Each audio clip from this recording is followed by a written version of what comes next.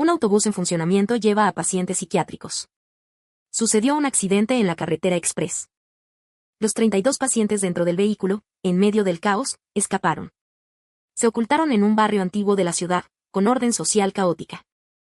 Alguien investiga encubierto como detective privado. Pero bajo la verdad hay una podredumbre escondida. Que casi me cuesta la vida.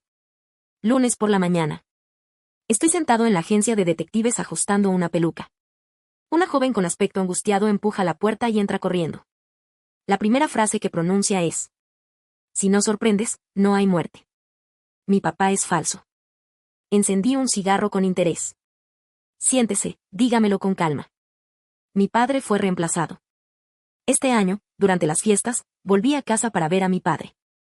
Y descubrí que él había cambiado por completo. La persona que decía ser mi padre.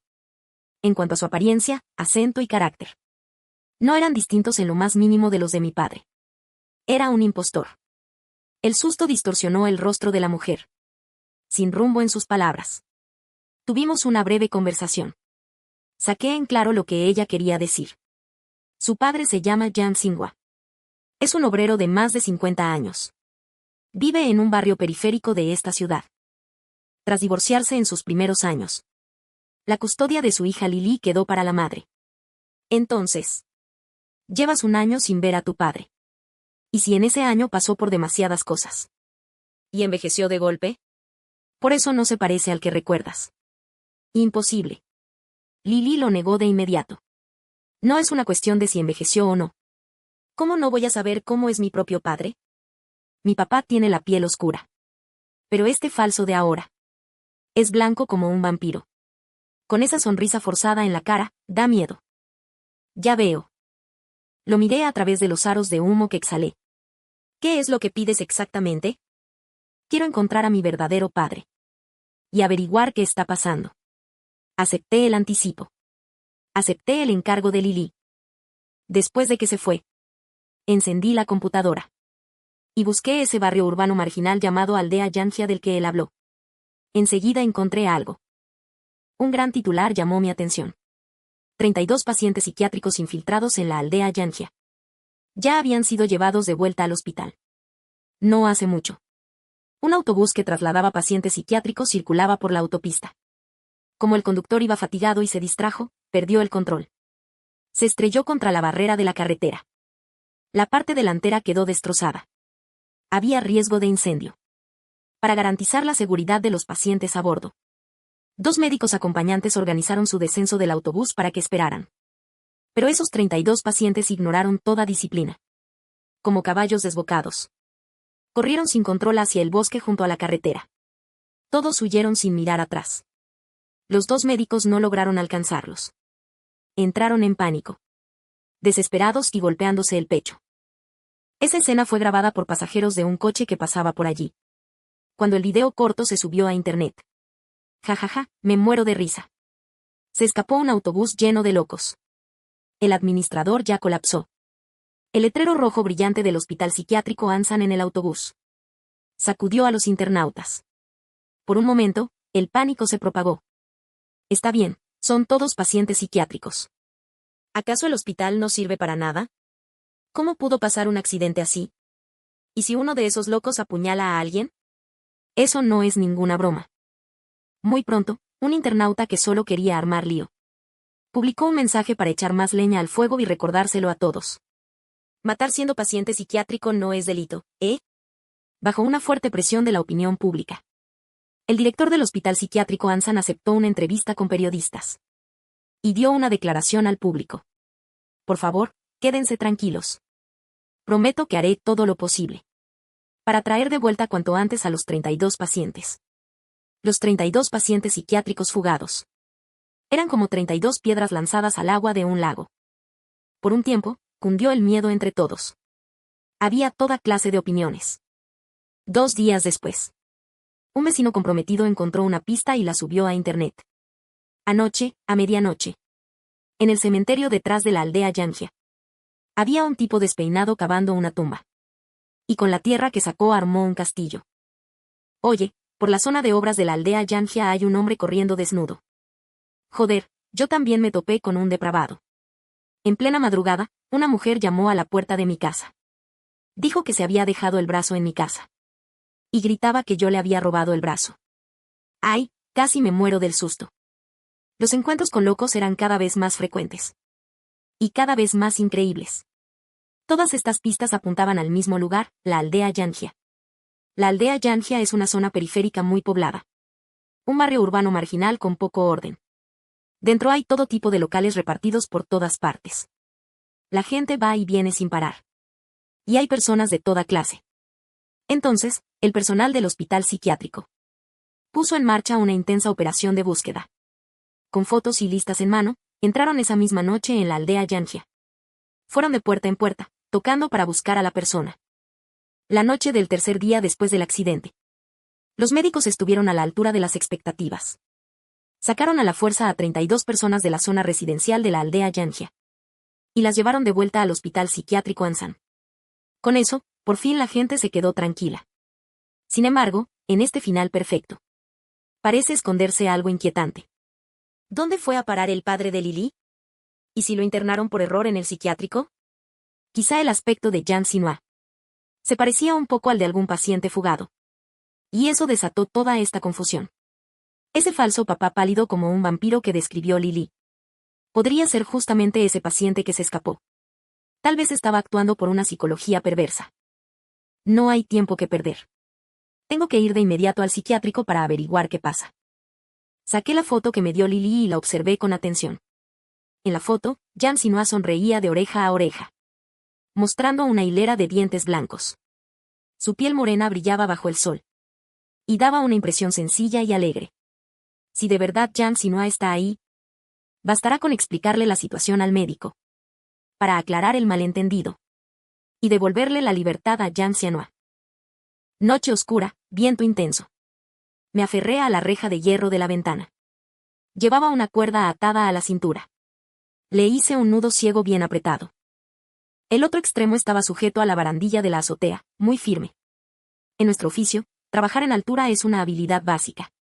Una vez llevé un uniforme de limpieza. Y me arrastré por fuera de los ventanales de un hotel de 5 estrellas para limpiar los cristales. Aproveché para grabar a una pareja adúltera en plena intimidad. Gracias a eso, Yuanpei me dio 100.000 yuanes de agradecimiento. Conozco muy bien cómo actúan instituciones como los hospitales. Si me presentaba en la puerta y decía de frente a qué venía, seguro que me barrían como si fuera basura. Me mandarían de vuelta por donde vine. Por eso ideé este paso para entrar pese al cierre por dentro. En la fachada del edificio del psiquiátrico. Tras aquellas hileras de ventanitas estrechas. Había salas casi idénticas una tras otra. En cada sala, las camas blancas destacaban mucho. Los pacientes yacían en sus camas, todos bien quietos y ordenados. Sin moverse, hundidos en el sueño y el aturdimiento que les causaban los sedantes. Yo me colgaba por fuera de la ventana para espiar.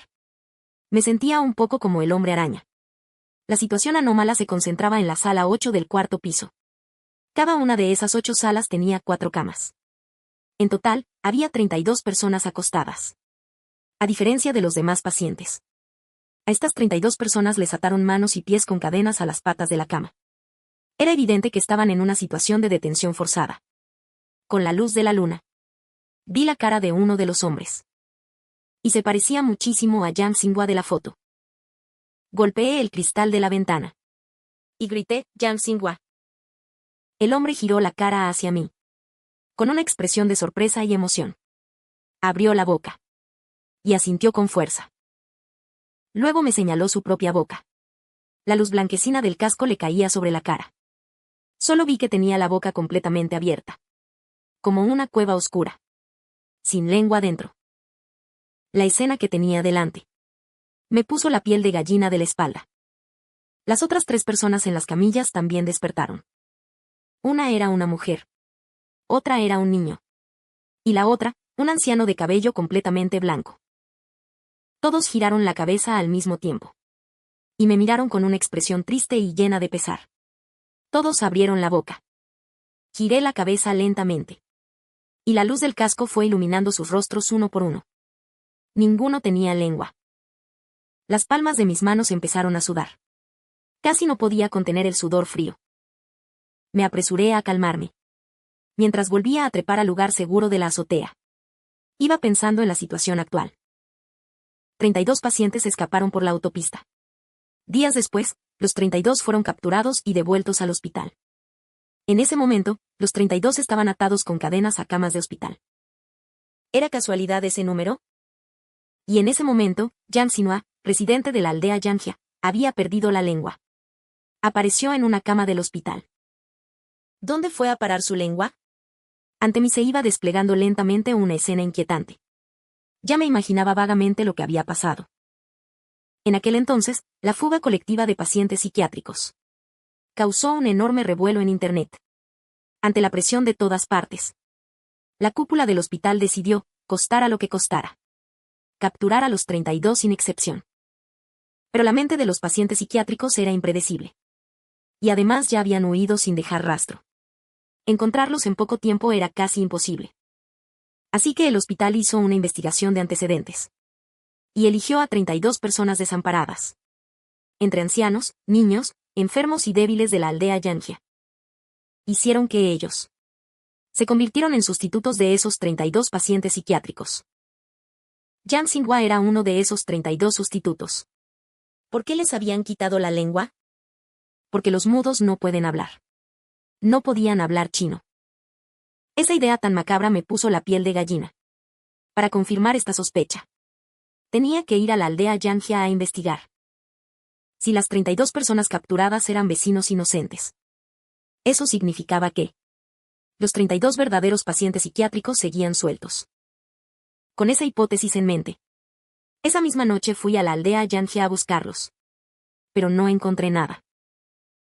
De madrugada revisé las paradas de autobús una por una. Y no vi a ninguno de esos locos de los que hablaban en Internet. Al amanecer, decidí ir a la dirección de la casa de Jiang Xinhua. Iba a enfrentarme a ese falso padre, blanco como un vampiro. La luz del sol atravesaba las plantas y caía sobre la silla de mimbre del balcón.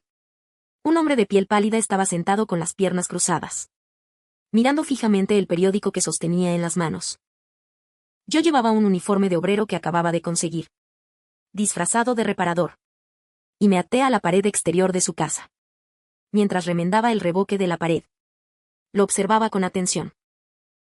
Leía el periódico con una concentración absoluta. Y hasta murmuraba algo entre dientes. El único detalle era que tenía el periódico al revés. Golpeé suavemente la ventana. Y lo saludé. Oye, amigo. ¿Cuál es su apellido? El padre de Jia levantó la mirada con dulzura.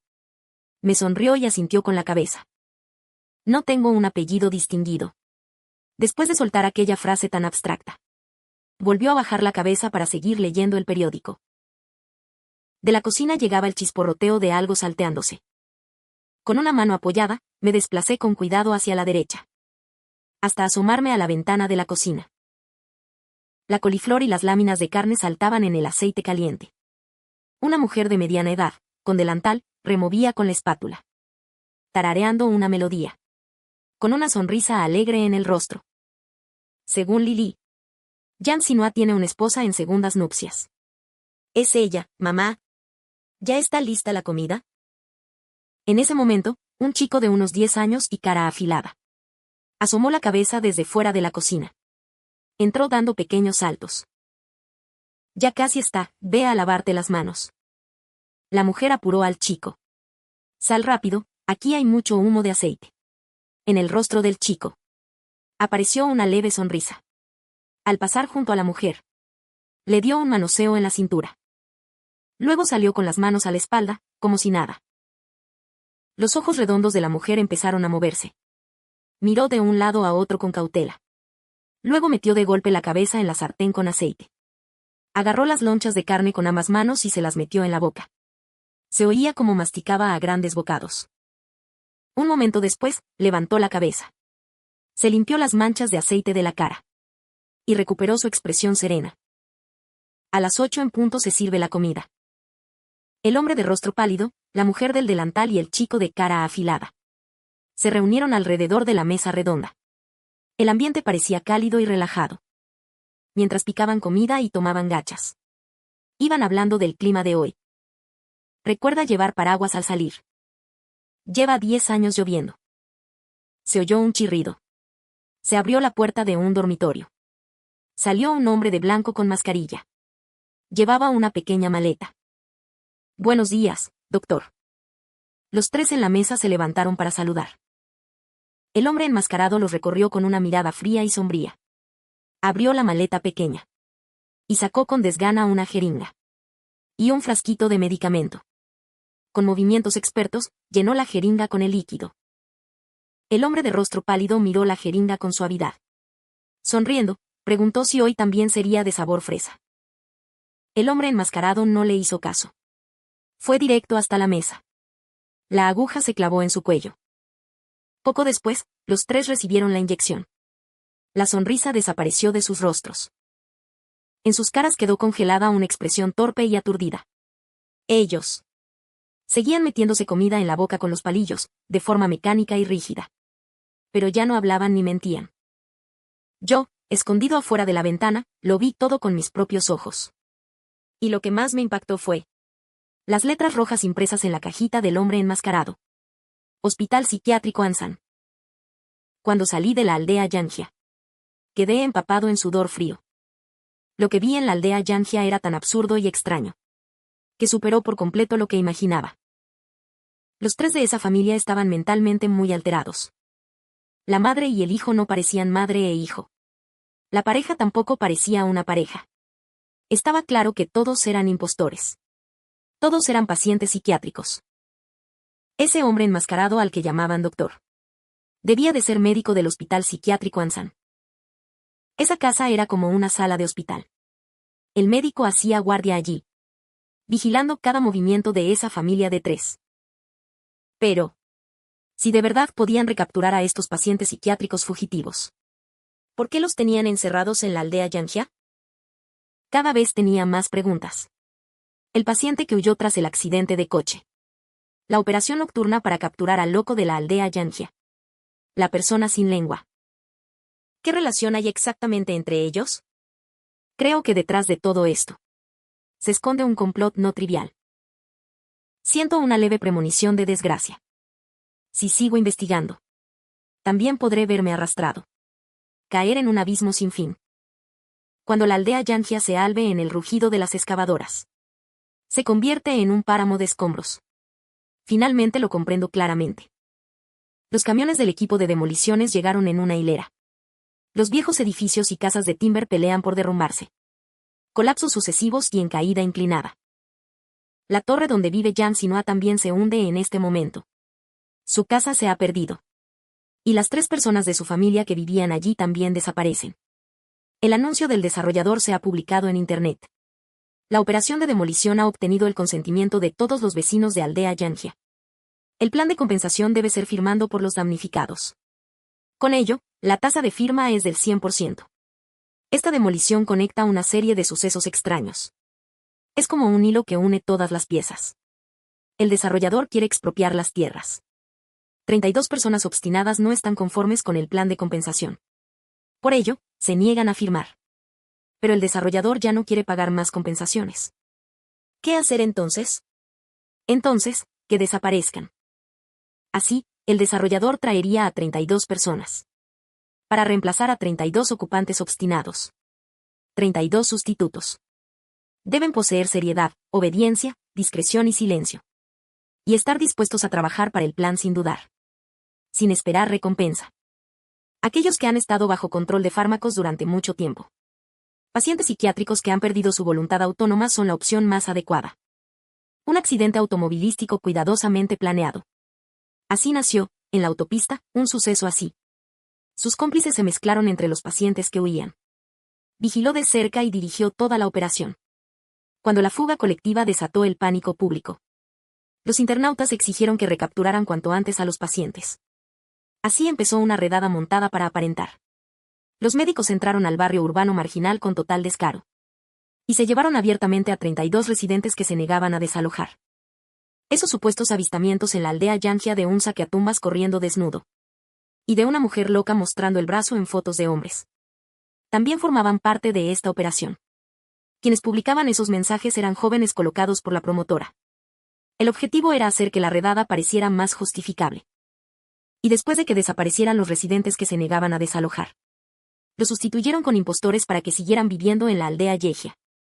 También firmaron el acuerdo de compensación en su lugar. Así la conspiración cerró de forma perfecta.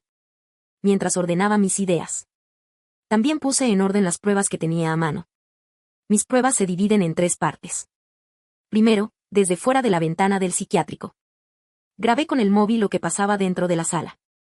Bajo la luz de una linterna de casco. El paciente estaba atado de manos y pies, con el cuerpo abierto. Tenía la boca vacía, sin lengua. Segundo, desde fuera de la ventana de la casa de Yang Jianhua. Grabé en secreto cómo el médico inyectaba medicamentos a una familia de 3. Tercero, en una web de consulta de datos empresariales descubrí que los nombres de algunos accionistas de esta promotora coinciden con los de accionistas del Hospital Psiquiátrico Ansan. Lo que demuestra que entre ambos hay vínculos muy estrechos. Hice varias copias de todas estas pruebas. Y las envié a los distintos departamentos provinciales y municipales de seguridad, fiscalía y tribunales. Espero que investiguen a fondo. Y hagan justicia para los 32 vecinos de la aldea Yangia. Sé que hacer esto es muy peligroso. Si sufro represalias, incluso podría costarme la vida. Desde el momento en que me vi envuelto en esto, el peligro ya me seguía a todas partes. Por la justicia. Y también para protegerme. Tengo que jugármelo todo. Suye, director del estudio Souye. Un mes después de enviar la carta de denuncia, llegó la buena noticia. El director del Hospital Psiquiátrico Ansan y el presidente de la promotora del proyecto de la aldea Yangia fueron arrestados. Ambos acabaron en prisión.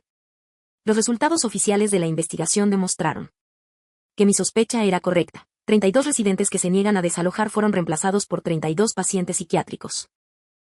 Este escandaloso complot ya había sido expuesto por los medios. Y de inmediato provocó una fuerte reacción social. Las voces de condena llegaron por todas partes. Los 32 residentes inocentes que estaban retenidos ya habían sido rescatados por la policía. Fueron trasladados a un hospital público para recibir tratamiento y apoyo psicológico.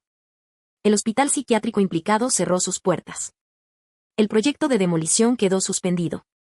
Lily se reunió con su padre. Y me enviaron una carta de agradecimiento. Por fin la luz del sol disipó la oscuridad. Todo avanzaba en una dirección mejor. Pero yo percibía vagamente un olor a muerte. Ese día recibí un mensaje de texto. Allí, ¿por qué hiciste esto? El remitente aparecía como gorrión rojo. En el instante en que leí el mensaje, entendí de inmediato lo que había pasado. En la carta de denuncia, al final, puse mi nombre. Mi nombre se filtró en algún punto intermedio. Y cayó en oídos de la zona roja. Por eso me envió ese mensaje para cuestionarme. Le respondí, con gusto. La otra parte respondió, quiero hablar contigo. Sonreí con el teléfono en la mano. Este es justo el resultado que esperaba. Conozco muy bien a ese tal gorrión rojo. Es quien realmente controla el hospital psiquiátrico Ansan. Y su verdadero dueño, en todo el sentido de la palabra. Por precavido y astuto que es, puso a otra persona al frente como director. Mientras tanto, él siempre se ocultaba entre bastidores. Y lo manipulaba todo en secreto. La conspiración quedó al descubierto. El director terminó cargando con la culpa. Gorrión Rojo esquivó la investigación y siguió libre. Gorrión Rojo, que se creía todopoderoso, ahora debe de estar encogido en su estudio oscuro, rascándose la cabeza y devanándose los sesos. ¿Por qué allí hizo esto? ¿Por qué mi amante, antes tan íntima conmigo, habría escrito esa carta de denuncia? ¿Para arruinar mi último deseo? No te apresures a volver. Voy a buscarte ahora mismo. Te contaré toda la verdad. Tras disfrazarme, me cubrí bien con mascarilla y gafas oscuras. Llegué al lugar acordado con Lu, el gorrión rojo. En el estudio sombrío había una lámpara encendida. Llevaba un pijama de encaje con flores. Sostenía una copa de vino tinto, medio recostado en la silla de oficina. Me miraba fijamente. La mirada de Naxi parecía preguntar por qué. Me acerqué a él paso a paso. Aye, sé que me odias. Podemos sentarnos y hablar con calma. Si quieres poner condiciones, puedes cambiarlas como quieras. ¿De verdad era necesario llevar las cosas tan lejos? ¿Qué ganas destruyendo mis negocios? Yo colaboré con el promotor inmobiliario. Tú lo sabes perfectamente. En estos años, Tú también participaste bastante en mis asuntos sucios. ¿No te da miedo que los de arriba sigan investigando? Y que termines destruyéndote tú también. La voz del gorrión rojo resonó entre las 4 paredes heladas. Tenemos que responder. Avancé hacia el paso a paso. Me quité las gafas de sol y la peluca. La expresión del gorrión rojo cambió de golpe. ¿Quién eres? ¿Cómo que eres tú? Se levantó de golpe. Y sacó rápidamente la pistola escondida bajo el asiento. Justo cuando estaba a punto de apretar el gatillo. Con mi brazo derecho endurecido, le aparté la pistola de un golpe. Con la izquierda saqué una daga y se la clavé en la garganta. Esa pregunta, ve al infierno y hacela a Son Lee. Tras la respiración agonizante de Wanke. Llegó el silencio de la muerte. Al fin llegamos a este punto. Los policías dentro de la sala de interrogatorios. Yo sonreí, aliviado. Nombre. Lin Chuan. Edad. 26. Profesión. Ninguna profesión. Hospitalización de larga duración. Tengo una enfermedad mental. Fui respondiendo, una por una, las preguntas de la policía. Luego empecé a relatar mis crímenes. Soy huérfano. Perdí a mis padres de niño. Eso forjó en mí un carácter de superación constante. Cuando tenía 18 años. En el simulacro conjunto de último curso de secundaria de toda la ciudad. Obtuve un gran resultado, quedé entre los 10 primeros. La noche siguiente al final del examen de acceso a la universidad. Mientras caminaba solo, alguien me golpeó por la espalda y me dejó inconsciente. Me encerraron a la fuerza en el hospital psiquiátrico Ansan. Después, la hija de Chen usurpó mi identidad y se fue a estudiar a una universidad prestigiosa de la capital provincial. Me colgaron la etiqueta de personalidad antisocial. Tomando esto como excusa. Para someterme a lo que llaman tratamiento. Electrochoques, drogas y una cantidad innumerable de abusos y torturas. Que me hicieron perder gradualmente la cordura. Hasta convertirme en un verdadero paciente psiquiátrico. Aunque todavía no lo descubren. La acumulación de medicación durante años creó una desensibilización. Y mi cuerpo desarrolló tolerancia a los fármacos. Durante años me camuflé como una oveja dócil. Aprovechando mi pequeño cuerpo y mi mirada inofensiva. Para que rompan su guardia hacia mí. Y aflojen la vigilancia sobre mí. Muchas veces me deslicé en silencio a la oficina del jefe del hospital. Y repasé los archivos del hospital. De esos archivos secretos. Me sorprendió descubrir que la mayoría de los pacientes de este hospital son como yo. Fueron incriminados y forzados a ingresar. Simplemente no estaban enfermos. En una de las carpetas. Había una lista de los 20 mejores de la ciudad en el examen de acceso a la ubicación de tercero de secundaria. Mi nombre estaba marcado en rojo. Al lado, la etiqueta decía huérfano. A partir de esos archivos. Investigando, verifiqué la manipulación de la hija de Onsue. El plan para reemplazarme en la universidad. En este plan, un detective privado llamado Sou Ye ayudó mucho a Onsue. Mi historial personal y antecedentes. Fue lo que él descubrió para Onsue. Sou Ye se hacía pasar por detective privado. Y hacía muchas cosas turbias escondidas. En ese entonces él era el protegido de Onsue. La oficina de la dirección de la escuela cerraba cada noche con llave. Para sortear la cerradura. Y encontrar una ruta alternativa. Salir por una pequeña ventana del pasillo del hospital. Agarrarse de la tubería de desagüe. Escalar por la pared exterior hasta la ventana de la oficina. Así es como entrené mi habilidad de trabajar en alturas. Tras el inicio del plan de reemplazo de la aldea Yanjia. Fui elegido. Para convertirme en una de las 32 sustituciones. Después del accidente automovilístico. El médico dio la orden. Todos los pacientes se dispersaron por la autopista. A los pacientes se les administró la medicación por adelantado. La mente distraída. No podrían alejarse mucho. Pero no podrá escapar mucho tiempo. Algunos tigres. El médico, que observaba con ojo afilado, se esconde ahora en lo profundo del bosque. Vigilancia y seguimiento. Llegó el momento señalado. Llevaron al paciente a la aldea Yanjia. A la casa designada de los residentes.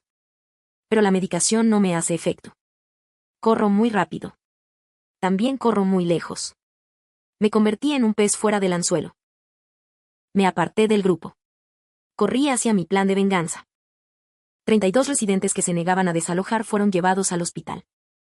Pero por otro lado, Los 32 pacientes que huyeron dejaron escapar a uno. Desaparecido sin dejar rastro. Yo debería haber estado en la aldea Yangia. En la casa de una chica inocente. Para tomar su identidad. Pero los médicos no pudieron encontrarme. Con ello obtuvieron supervisión. Mi médico recibió un castigo severo. Solo que, aún así, nunca imaginaron que llegaría a la oficina del detective privado Zhou Ye. Maté a Zhou Ye. Y me transformé en Zhou Yi. En la mañana de lunes, Zhou Yi se preparó una taza de café. Abrió la ventana para respirar la primera bocanada de aire fresco de la jornada laboral. Yo me colé desde afuera por la ventana.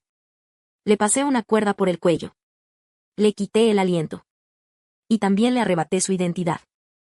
Eché llave por dentro a la puerta. Escondí el cadáver de Zhou Yi en el archivador. Me puse su ropa. Me coloqué una peluca igual a la suya. Y me llevé su teléfono. Después de hacer todo eso, abrí la cerradura de la puerta. Y volví a sentarme frente al escritorio. Me acomodé la peluca para calmarme.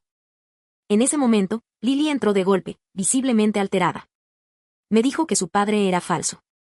Con gran interés, encendí un cigarrillo. Y le pedí que se sentara y me lo contara con calma. Así llegó mi primer encargo.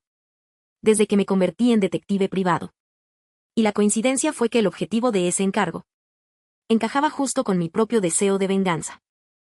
Lo que pasó después. Quedó todo registrado en la carta de denuncia que escribí. Ya la leyó, ¿verdad? Oficial. Ser detective privado es una profesión que exige mantener el misterio. En vida, Zhou Ye llevó gafas de sol y mascarilla durante mucho tiempo. Y casi nunca tenía conversaciones innecesarias con nadie. Yo seguí el estilo de Zhou Ye. Y ningún extraño descubrió mi disfraz. Aproveché el cierre de cuentas y la entrega del encargo de Lily como oportunidad. Y también completé mi propio plan de venganza. En el psiquiátrico y en la casa de Jiang Qing. Esas imágenes inquietantes que grabé se convirtieron en pruebas contundentes para destapar esta conspiración. Lack le preguntó a Zhou Ye. En realidad, solo era para satisfacer mi pequeño impulso de hacer una travesura. Hace 8 años buscaron a alguien para sustituirme. Y 8 años después vengo yo a sustituirte a ti. Después de enviar la carta de denuncia. Llegó el resultado que yo quería. Todos los títeres del mal cayeron en la red. Y los vecinos inocentes fueron rescatados. La única pena es que ese gorrión rojo que se esconde entre bastidores es demasiado arrogante. Siempre logra escabullirse por las grietas de la ley y huir. Decidí hacerlo yo mismo. No es difícil. Ahora vine a buscar a su viejo amor, Gorrión Rojo. No esperaba que el Zhou Yi al que citó por mensaje fuera falso. Mi motivo para matarlo es muy simple. Tanto por venganza, como por protegerme y salvar mi vida. ¿No le parece? ¿No le parece, oficial? Corte, oficial. Con la orden del director. Se encendieron las luces. El equipo de escenografía junto a la sala de interrogatorio se levantó. Y empezó a moverse. Me acerqué a darles la mano. Luego fui a revisar. Y el resultado de la filmación fue muy bueno. Gracias. Después de ver la muestra, dije que ya podíamos terminar la jornada. Este cortometraje sobre un interrogatorio, tras pasar por manos del editor, quedó guardado como un tesoro en mi computadora. ¿Has oído hablar del efecto chivo expiatorio? En la antigüedad, los fieles de cierta religión, en el día de la expiación, sacrificaban un cordero como ofrenda. El cordero cargaba con las culpas de la gente. En este corto, todo lo que Lin Chuan confesó ante la policía. Toda la trama. Está adaptada a partir de mi propia experiencia. El Lin Chuan de la historia ya fue juzgado en mi lugar. Y también irá a prisión por mí. ¿Acaso eso no cuenta como mi expiación?